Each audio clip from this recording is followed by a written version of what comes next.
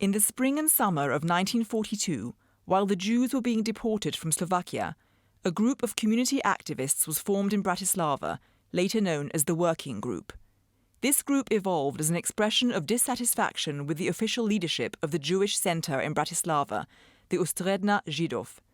Most of the members of the Working Group were working concurrently in different departments of the Jewish centre.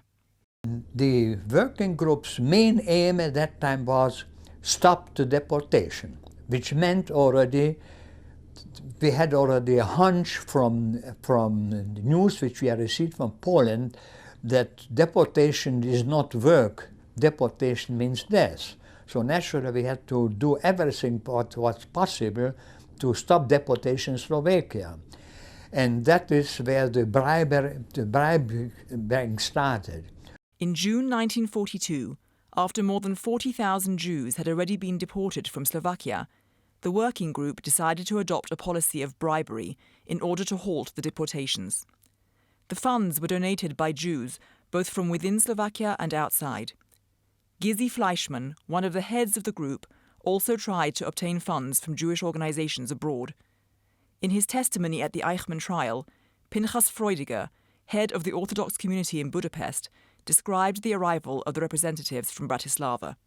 הם ב-42, בזמן שהתחיל הגזירה בסלובקיה, אז בקיץ 42, בא דוקטור אבלס וגיזי פליישמן, זיכרונו לברכה, באו בתור משלחת לבודפשט לבקש כסף עבור המחנה עבודה שהיה שם, אני חושב, בסרד ועוד בכמה מקומות. וביקשו כסף מפני שלא היה להם, היה עולה הרבה כסף לתת מזון ולכל זה במחנה עבודה, והם לא הצליחו הרבה. Members of the Working Group attempted to bribe a senior official in the Slovak Ministry of the Interior.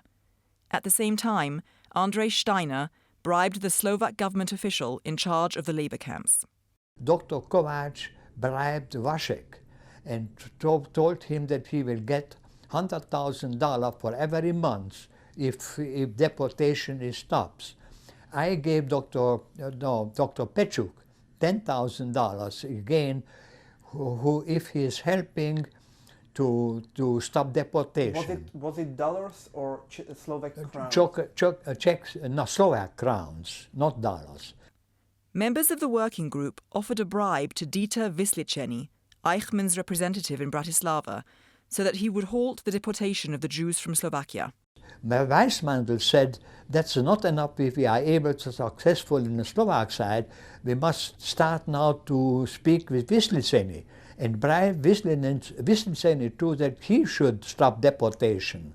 Graf Weissmandl hat einen Beamten der UG, der das Vertrauen von Wisličeny in besonderem Maße genoss, bewogen, Wisličeny Geld anzubieten für Einstellung der Deportationen. Wisličeny hat das akzeptiert. Man hat in der Slowakei mit Hilfe Ungarns 40.000 bis 50.000 Dollar aufgebracht und das als erste Gabe Wisličeny überreicht. Even if after I read many of these accounts from the historians, I still say that it is true seemingly that many different other actions have been going on behind the scene, even for the Catholic Church, even with the nuncio from Paris, even with some intervention from some ministers in the Slovak circles who have been against deportation. The main reason that the deportation was stopped was the successful bribery of Slovak people who have been really the main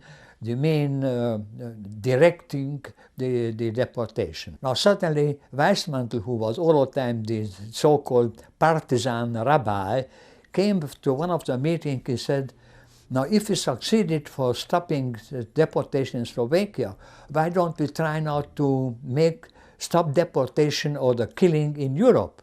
And that is how the so-called Europa plan was born. The lull in the deportations from Slovakia convinced the Working Group of the efficacy of the bribery policy. In light of this, one of the heads of the group, Rabbi Michael Weissmandl initiated the Europa Plan, the rescue of all of Europe's Jews in return for a ransom. They believed that if world Jewry would raise the money, the deportation of Jews from all corners of Europe would cease. Im Rahmen der Verhandlungen, welche mit Wislitzeni geführt wurden, hat Rav Weissmandl, einer der Steiner, der später diese Verhandlungen geführt hat, Wislitzeni nahegelegt, gegen einen großen oder enormen Betrag die Deportationen von ganz Europa einzustellen. Hilfsrufe haben wir in die ganze Welt geschickt.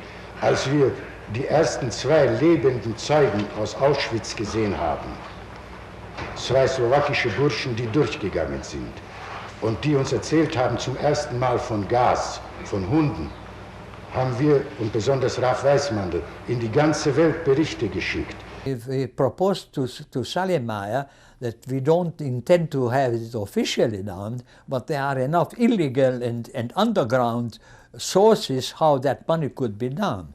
But seemingly the Jewish leadership outside Slovakia just didn't believe it and couldn't put together this money. I told Wislitzeni very frankly that we have trouble to get the money, partly because they don't believe that you are really live up to your promises. Why don't we try now to make something which would be a proof that you can live up to your promises? And that is how Gizzi Fleischmann and I proposed him to make a children's action. The children's action was supposed to be that 1,000 children from Poland should be sent to Theresienstadt, and we would pay for this, for that action, independent from the Europa Plan, $200,000. $100,000 we would pay them the moment the children arrived to Theresienstadt, and from Theresienstadt we would have sent them to Switzerland, and from Switzerland to Palestine. And surprisingly enough, Wislitzeni agreed with that. Now the children truthfully arrived to Theresienstadt, and we were supposed to give them the $100,000 down payment, but we just couldn't. And because we couldn't pay this $100,000, the children have been sent back to Poland. In August 1944, the Slovak national uprising broke out.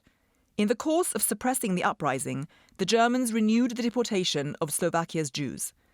The endeavours of the Working Group, a unique attempt to save the majority of European Jewry, ended in failure, and most of its members were caught. Gizzi Fleischmann was arrested, sent to the Sered camp in Slovakia, and in October 1944 deported to Auschwitz, where she was murdered. Rabbi Michael Dov Weissmandl survived after jumping from the deportation train. His wife and 8 children perished. Rabbi Weissmandl passed away in 1956 in the United States. Andrei Steiner escaped from Bratislava to the mountains. After the war, he immigrated to Cuba with his wife and son, and from there to the United States. Andrei Steiner passed away in 2013 in the United States.